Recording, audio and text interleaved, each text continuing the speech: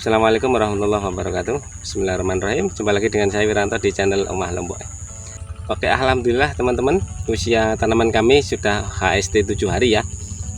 Sejak kita tanam di hari Sabtu pekan lalu ya, 7 hari per hari ini. Kebetulan kita mau kocor dengan metodenya Mas Udin ya, dengan metode Prof Udin ya. Karena kebetulan kita sudah mulai masuk musim kemarau, ada beberapa hal yang harus kita perhatikan teman-teman ya. Nah, nanti akan kita sharingkan ke teman-teman apa yang harus kita perhatikan dan bagaimana pemeliharaan kita di masa awal vegetasi teman-teman ya. Simak ya teman-teman ya. Yang bergabung silahkan subscribe. Yang sudah subscribe jangan lupa bunyikan loncengnya.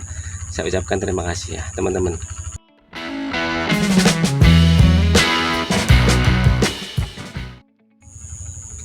Oke teman-teman, sebelum kita bahas lebih lanjut ya, saya akan sharing ke teman-teman dulu tentang apa kesiapan yang harus kita siapkan ketika kita mau menanam di musim kemarau ya. Karena musim kemarau itu yang jelas pasokan air pasti akan berkurang, jadi kita harus pintar-pintar mensiasati ya teman-teman ya. Di samping pasokan air yang mulai berkurang, kita juga akan menghadapi tanaman dengan cuaca yang panas ya. Nah, kebetulan kami di lahan ini menanam langgeng 58 ya. Kita pakai produknya MMT. Baru kali ini kita nyoba langgeng. Mudah-mudahan hasilnya seperti yang kita harapkan teman-teman ya. Nah, sebelum kita tanam kita sudah pernah bahas tentang ini, kebetulan lahan bekas ya. Kita sudah pernah bahas tentang pengolahan lahan bekas seperti apa teman-teman bisa. Nanti teman-teman bisa cek di deskripsi ya. Saya taruh linknya di sana, bisa teman-teman cek bagaimana cara pengolahan lahan bekas kami agar tetap seperti lahan baru ya, seperti lahan baru.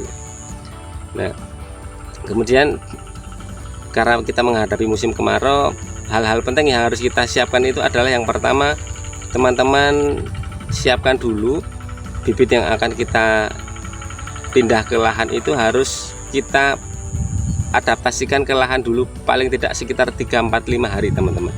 Jadi jangan taruh di media persemaian ya. Karena media persemaian itu kan biasanya masih di rumah ya, masih ternaungi plastik UV dan lain sebagainya ya. Jadi harus kita pindah ke lahan agar dia beradaptasi dengan lingkungan lahan yang biasanya cenderung panas. Jadi kami sebelum tanam di lahan, kita bawa ke lahan dulu, kita taruh di lahan yang terkena sinar matahari langsung ya, biar dia beradaptasi dengan lingkungan lahan yang cenderung panas agar bisa kuat ya. Kita adaptasikan sekitar 3-5 hari teman-teman, baru kita tanam. Nah, itu yang pertama ya.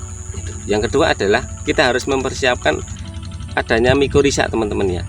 Mikorhiza itu adalah satu jamur baik yang dia menempel di perakaran dan dia cenderung membantu akar untuk bisa menyimpan air ya. Saya pernah juga membahas tentang mikorhiza, nanti saya taruh di deskripsi ya linknya, teman-teman bisa kulik-kulik lebih dalam tentang apa itu mikorhiza ya. Nah, oke teman-teman, setelah kita tanam, kita biarkan dulu di lahan sekitar 3-5 hari, kemudian kita tanam, kita juga taruh mikorhiza. Nah, setelah 7 hari dari kita tanam itu kita harus baru mulai akan melakukan perawatan pengocoran dengan pupuk-pupuk yang kita siapkan ya teman-teman. Kita pakai metode Mas Udin itu kan ada 3 bahan yang biasa dipakai ya. Yang pertama adalah asam amino, yang kedua adalah asam humat, dan yang ketiga adalah pupuk fosfat, tinggi fosfat ya, MAP teman-teman ya. 3 bahan itu yang harus kita persiapkan teman-teman, kita kocorkan di lubang tanam langsung ya, dengan dosis kalau untuk MAP kebetulan kita pakai merek dagang Santagro itu sekitar 4 sendok ya. Kemudian untuk asam amino kita pakai merek dagang dari Tunas Agro ya, kita pakai 2 tutup saja teman-teman. Dan asam humatnya kita pakai sekitar 2 sendok teman-teman ya. Kita aduk di gembor sekitar 20 liter air. Dalam gembor kita kocorkan di lubang tanam sekitar 100-an mili teman-teman ya. Pelan-pelan teman-teman ngocornya, jangan sampai tumpah-tumpah iman-iman mubazir ya. Nah, itu yang harus kita persiapkan teman-teman ya.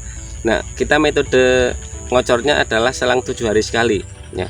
Jadi kita kocornya itu HST 7, 14, 21 dan 28 ya.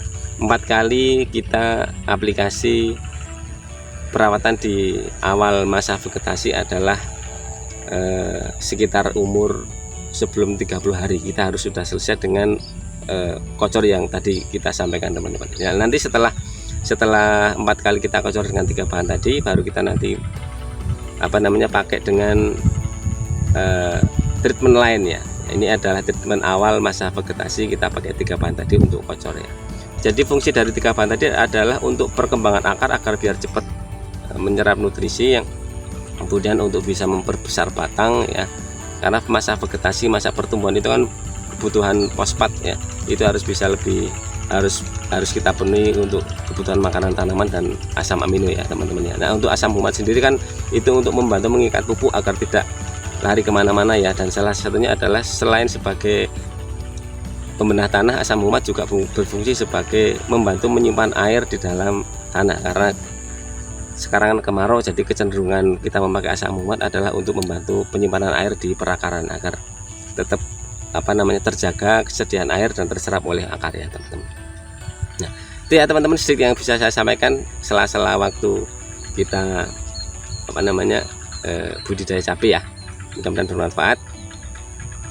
Kalau ada teman-teman yang mau sharing-sharing tentang budidaya cabai, bisa kita diskusi lebih lanjut. Silahkan tulis-tulis di kolom komentar ya. Oke teman-teman, sudah sore, kita mau pulang istirahat. Assalamualaikum.